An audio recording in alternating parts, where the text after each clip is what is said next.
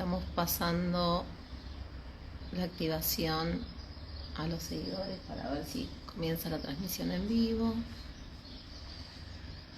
Voy a ver si hay alguno. Me voy a conectar yo a ver si ya también veo.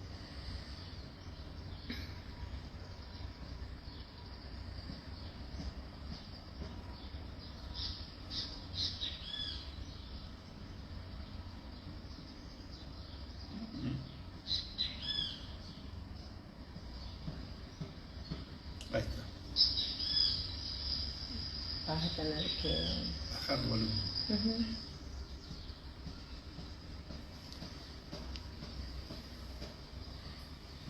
Quede frío, no. ¿Por qué no me muevo yo? No, porque ese va a estar con lentitud, va a estar disociado. Buenas tardes a todos. Bueno, gracias por estar del otro lado. La idea de este vivo es por el Día Mundial de Prevención al Suicidio. Tiene la intencionalidad de poder colaborar para prevenir la segunda causa de muerte en adolescentes y juveniles de 15 a 29 años. Es la segunda causa de muerte. La verdad que hablar de este tema es difícil, incómodo, muy doloroso, ¿sí? Pero ahí es donde tenemos el primer problema, que es el no hablar de este tema. Así que bueno, el suicidio se puede prevenir. Y si no se puede prevenir, hay que acompañar a los seres queridos si esto no podemos impedirlo.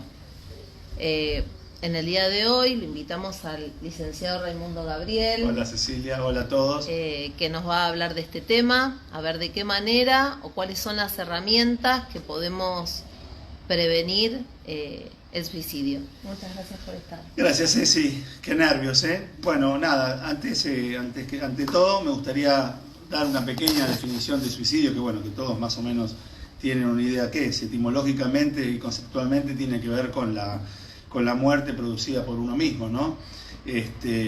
Poner fin a su propia vida.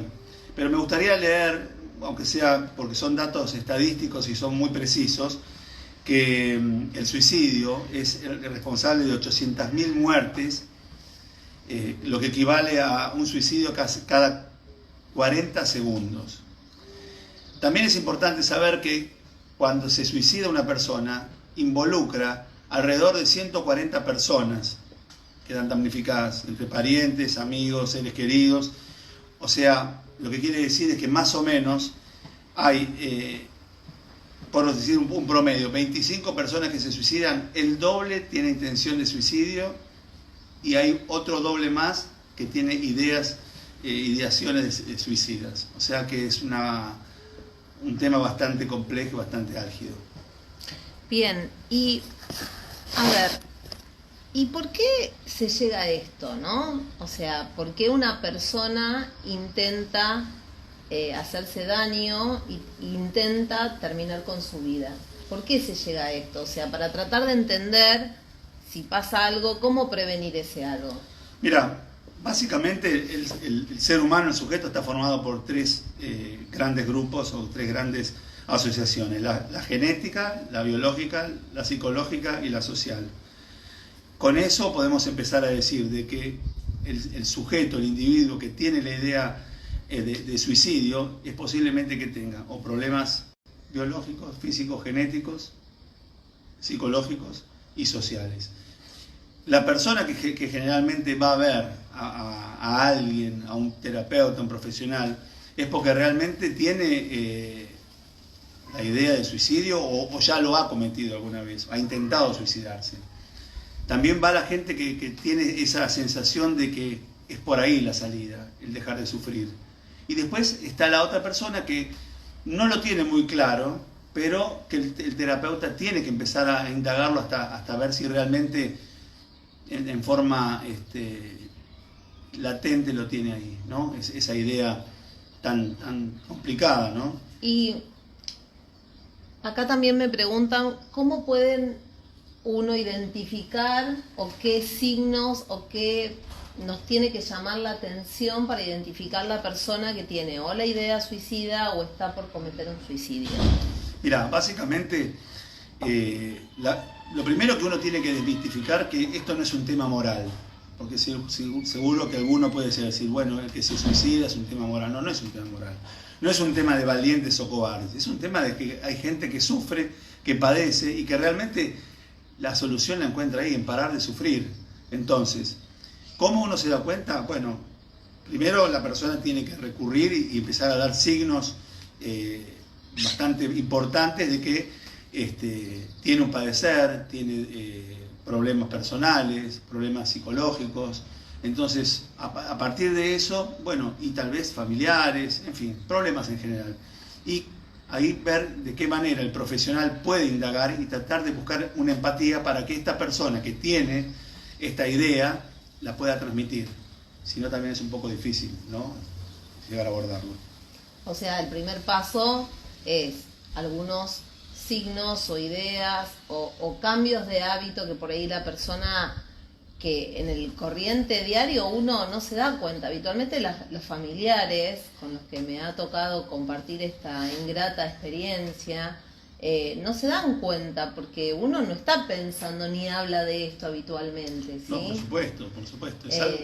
Y la pregunta es, ¿cómo desde los que acompañamos desde la salud, desde el colegio, desde los amigos, los familiares, qué cosas tenemos que prestar atención o que nos pueden decir, mirá, acá hay algo que me está llamando la atención como amigo o como profesional o como maestro o educador, que este chico me está mandando una señal? Mirá, es muy buena la pregunta, es muy amplia. Sí, básicamente los cambios de hábitos es casi, te diría, si una persona viene, pero de una manera cambia a sus actitudes, sus formas, pero sobre todo ver el contexto, qué es lo que pasa. Para eso tiene que estar tiene que haber, y por esto el Día de la Prevención Mundial, es que hay que empezar a hablar un poco del tema, hay que empezar a tener un poco idea de que este tema no es un tema moral, no es un tema que sea tabú, sino que empezar a hablarlo. La gente tiene que poder hablar del tema. Por ejemplo, preguntarle a la persona si es feliz, cuando vos empezás a ver cambios en sus hábitos, si está acorde con sus actividades, si siente que es capaz de llevar su vida adelante, si tiene algún problema personal. Bueno, a partir de todo ese tipo de cuestiones y de preguntas, uno puede empezar a ver. Acá nos preguntan si en realidad el paciente está pidiendo una ayuda encubierta. Sí, por supuesto, porque el tema de ideación es, como claramente lo dice, es una idea, no lo tiene muy claro, no pasa al acto, cuando pasa al acto se suicida, pero está dando vuelta la idea. Entonces, sí, está en los profesionales, psicólogos, psiquiatras, familias sobre todo, porque en esto también es muy importante la red de contención y toda la parte donde el profesional, la familia, los amigos, todos los seres cercanos puedan intervenir, porque si no, realmente es muy difícil detectarlo. Bien. Por acá también una inquietud, una vez que uno quizás, el paciente, porque es un paciente que tiene ideas, uno detecta que por ahí ha cambiado la actitud o ha esbozado algunas cosas indirectas para pedirnos ayuda. ¿Qué hacemos con el paciente o qué hacemos con el amigo o qué hacemos con el familiar que pensamos que tiene ideas suicidas o que ha tenido antecedentes de intentos de suicidio? ¿Qué se hace? ¿A dónde se recurre? ¿Cuáles son las herramientas que uno puede hacer por esta persona? Mira, los tratamientos cognitivos conductuales son muy buenos para este tipo de patologías. A los familiares y a los seres cercanos muchas veces se los hace participar, básicamente porque llegado el caso que la persona cometa el suicidio, esa gente también queda con alguna secuela muy importante. Entonces, volviendo a la pregunta, ¿qué tratamiento o qué hay que hacerle? Bueno, estas preguntas que yo te dije, tratar de que busquen ayuda profesional, tratar de rodearse de la gente, de poder hablar. Básicamente, en esto es fundamental el poder comunicarse y tratar de generar un vínculo, una empatía donde la persona que ha cambiado pueda apoyarse para poder comentar su padecer. Acá preguntan, ¿es verdad que lo que dicen que el que amenaza en verdad no lo hace? Mirá, la verdad que no sabría qué decirte a eso. El mundo está de mucha gente que amenaza y no lo hace, pero también hay mucha gente que no amenaza y sí lo hace. Que generalmente me parece que el suicida tiene más que ver con eso. Deja como ciertas notas, como ciertos signos de que posiblemente tenga un padecer. Porque básicamente estamos hablando de que, en el caso de que todas las afecciones que afectan al suicida son de padecimiento, es de sufrir. Entonces, nadie va a andar por la vida diciendo sufro y me voy a suicidar. Acá preguntan si tenemos alguna estadística del número de suicidios en tiempos de cuarentena. Mira, realmente yo no los tengo, pero lo que sí te puedo decir en estos tiempos de cuarentena y de pandemia, que hay un tipo de suicidio que aparece, que es el microsuicidio. Vos me preguntás qué es el microsuicidio. Tiene que ver con el negacionismo. ¿Qué es el negacionismo? El negacionismo es eso que alguien, por ejemplo, niega que existió el nazismo. ¿Qué quiere decir esto? Que la gente niega de que exista el COVID, niega de que exista la pandemia, niega de que exista todo. Entonces se les preocupa el barbijo, queman los barbijos, se juntan con la gente. Entonces eso de alguna manera es un microsuicidio. Y como me dijo hoy un paciente, también sería un microterrorista, porque realmente alguien que sabiendo que padece esa enfermedad y se expone a eso, bueno, produce un suicidio en masa, ¿no? Acá hay dos cosas. Nos cuentan que por experiencia cuando han amenazado de quitarse la vida lo terminan haciendo.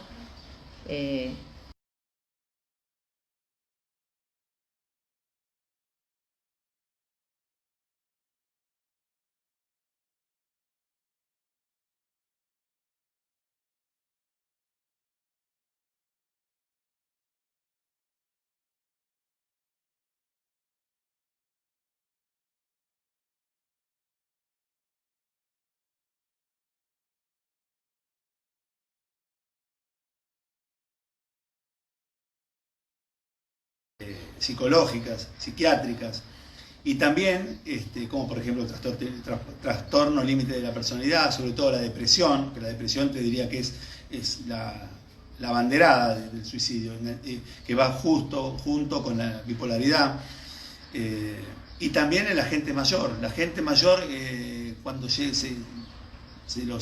los pone en aislamiento, también sufren esas ideas y bueno, muchas veces cometen el suicidio. Bien, acá en Campana sí hay una guardia de salud mental que funciona desde las 10 de la mañana a las 12 de la noche para familiares o para pacientes que han tenido ideas o intentos de suicidio, que se puede concurrir. Es un dato no menor que está bueno transmitirlo. Sí, por supuesto. Porque pueden recurrir. Y por otro lado, esta es una pregunta muy amplia. ¿Cómo se atiende a un familiar que ha sufrido un suicidio? ¿Cómo se acompaña a este evento tan doloroso? Mira, generalmente la persona, los que quedan el día después del suicidio, son personas que tienen un cúmulo de ideas sumamente mezcladas y variadas. Por ejemplo, la culpabilidad, el no entender el por qué se llega a ese momento, la negación. Básicamente hay que recurrir a lo que habla la psiquiatra Elizabeth Kubler-Ross de las etapas del duelo, pasar esas etapas del duelo, en donde aparece la crisis. En este caso sería la pérdida de un ser querido de una forma violenta como el suicidio, después la negación, la negociación, que uno trata de negociar a ver por qué fue lo que pasó, bueno, la depresión, todo el momento en donde, ¿por qué? ¿Qué fue lo que no hice? ¿Qué fue lo que hice? ¿Qué tengo que ver yo? ¿Por qué llegó a este momento? Después la aceptación y por último el sentido. Siempre hay como un sentido en todo esto, ¿no? Siempre deja algo, te deja algo. Mayormente lo que se recomienda es que la gente no tome decisiones, los familiares, los cercanos a los suicidas, que traten de tomarse un tiempo a posteriori, que traten de asumir, de hablar del tema, de hacer gimnasia, de relajarse, de hacer mindfulness, de hacer yoga, todo lo que tenga que ver con tratar de esa ideación también post-suicidio sea un poco menos dolorosa. Bien, entonces, para los que recién ingresaron al vivo, en resumen, la intención del Día Mundial de Prevención del Suicidio es que ocurre como segunda causa de muerte desde los 15 a los 29 años, que los pacientes que tienen ideas suicidas o verbalizan o dan algunos señales ocultas, ¿sí? Lo importante es hablar del tema, ¿sí? No porque tengamos miedo o por decir lo voy a hablar al tema, lo voy a incitar a que haga eso, ¿sí? Siempre la intencionalidad de poner el Día Mundial es porque de este tema no se habla, porque es muy doloroso, porque es muy difícil y lo que tenemos que hacer es hablar, ¿sí?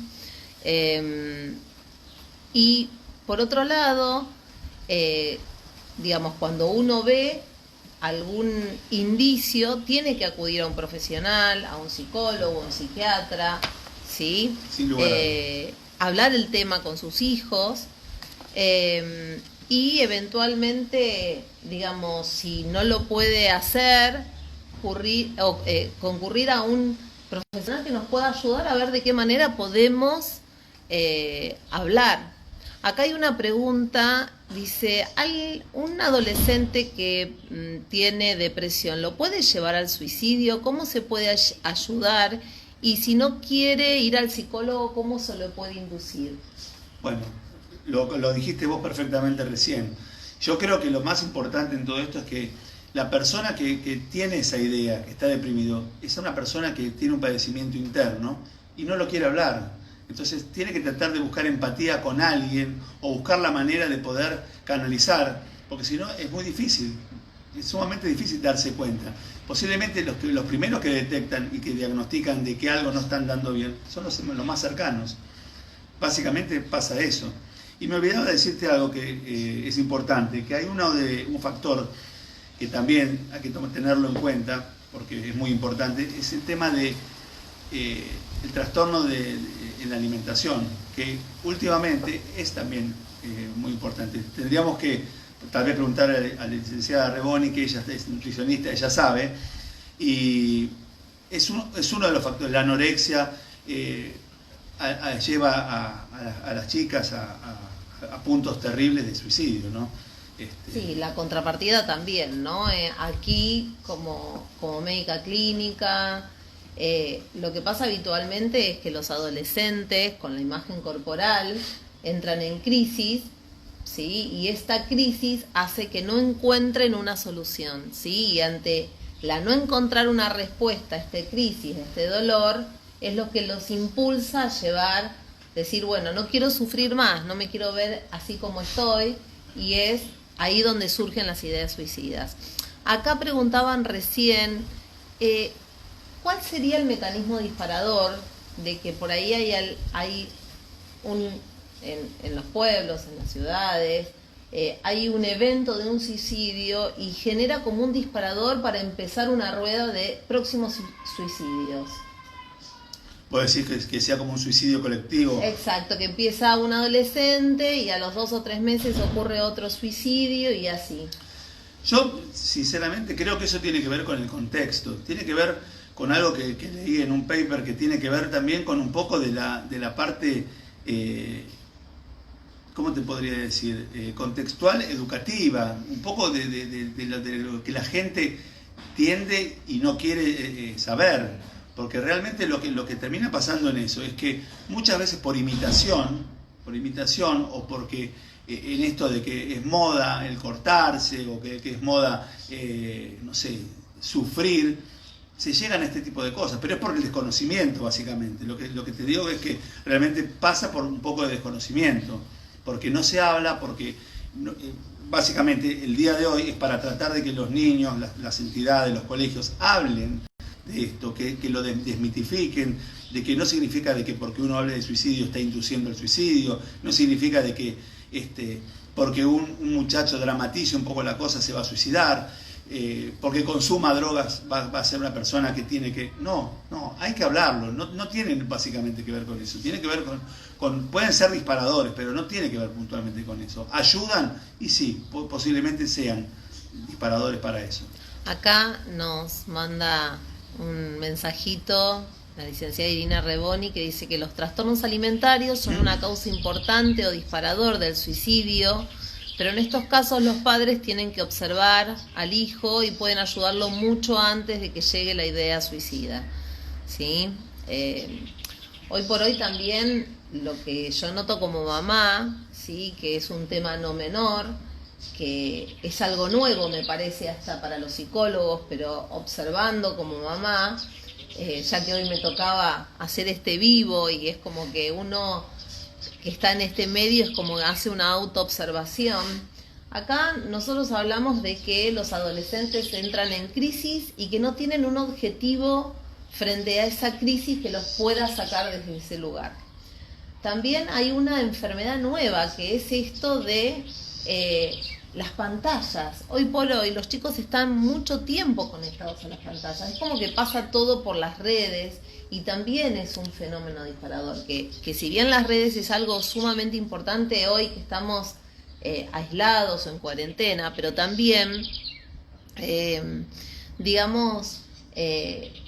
te juega en contra porque en realidad también el exceso de pantalla, ¿sí?, el competir en un montón de cosas hace que los chicos también entren en crisis. Y por ahí, digamos, como mamá que lucho frecuentemente que estén menos horas conectados y demás, tratar de sacarlos un poco de ese lugar e invitarlos a que hagan otras actividades, ¿no? Como conectarse un poco más, hacer otras cosas que no tengan que ver, ahora que podemos salir, un poco más a tomar sol, a andar en bicicleta, a caminar, a hacer algunas actividades fuera de la pantalla.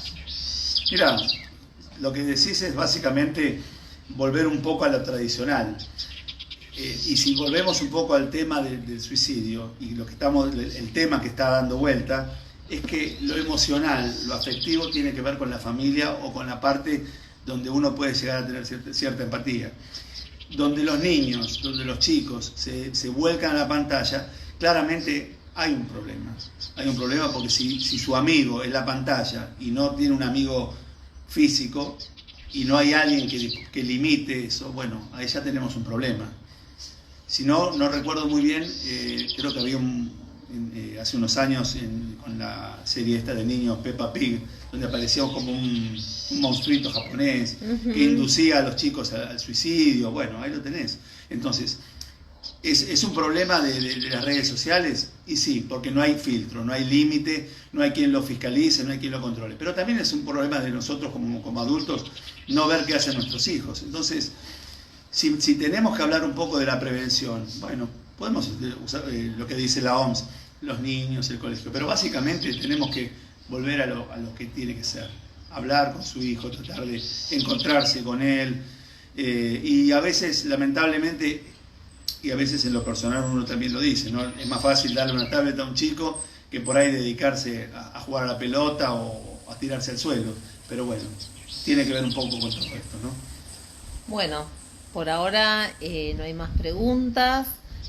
Cualquier duda pueden preguntarnos por privados o consultarle al licenciado o a alguien del equipo o acercarse a la guardia de salud mental del hospital o simplemente a los afectos más cercanos si pueden preguntar, o sea, lo más importante acá es hablar de este tema, ¿sí?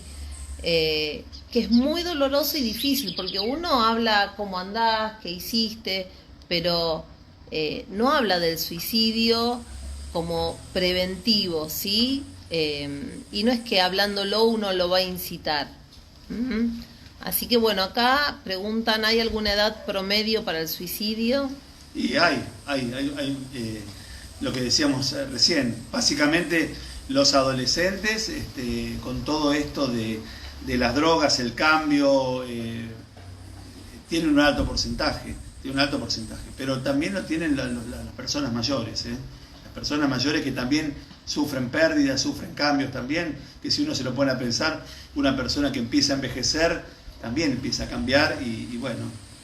Pero sobre todo, Cecilia, me parece que hay algo que yo creo que es importante saber, es que todos tenemos que de alguna manera, sabemos que tenemos problemas, todos tenemos problemas, que lo más importante es que uno pueda tratar de armarse una autoestima, armarse de valores, armarse de una red de contención para poder soportarlos. Los problemas no van a parar, el problema es cómo uno los enfrenta a los problemas.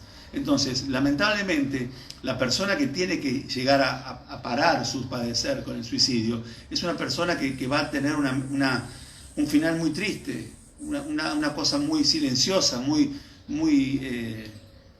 realmente deprimente, porque haciendo hincapié que la depresión es uno de los principales indicadores, o no sé cómo decirlo, porque realmente no sé si una persona depresiva se va a suicidar, pero sí es notable y hay un gran porcentaje de personas depresivas que tiende a eso o ha tenido intención de suicidio.